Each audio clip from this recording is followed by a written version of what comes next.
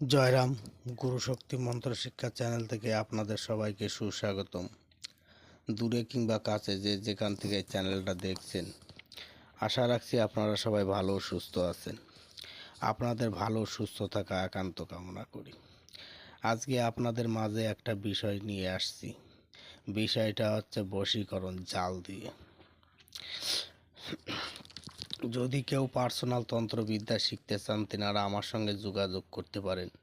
আপনাদের একজন সঠিক ওস্তাদ তৈরি করার চেষ্টা করব। আমি যেসব বিদ্যা আপনাদের মাঝে তুলে ধরি, সবই স্বয়ংসিদ্ধ মন্ত্র, উস্তাদমুখী বিদ্যা। এই সব বিদ্যা মুখস্থ হলেই কাজ হবে। এর আলাদাভাবে আপনাদের জপ সিদ্ধি করতে হবে না। শনিবার, অমাবস্যা, পূর্ণিমা দিন দেখে মন্ত্র 108 বার পড়ে মুখস্থ করে নেবেন। মন্ত্র মুখস্থ হলেই মন্ত্র আপনাদের কাছ থেকে কাজ করবে। যদি ভাবেন যে কেউ সঠিক একজন উস্তাদ তৈরি হবেন, তেনারা আমার সঙ্গে যোগাযোগ করতে পারেন। আপনাদের একজন সঠিক উস্তাদ তৈরি করে দেওয়ার চেষ্টা করব। আমি যেসব মন্ত্র শিষ্যদের মাঝে দান দিই, সবই স্বয়ংসিদ্ধ মন্ত্র।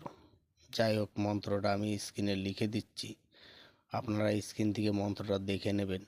মন্ত্রটা একবার আমি বলে দিচ্ছি। মন্ত্রটা: জাল জাল মহাজাল, ইন্দ্র আগে ফেলে জাল অমুকের উপরে, অমুক করে হায় হায়, অমুকই বলে আমার পরাণ যায়, অমুককে রে না দেখিলে হৃদয় ফেটে যায়, ওরাইলাম জাল, অমুক গেল পাতাল, পাতাল হতে টানু হিয়া, অমুকের লাগিয়া।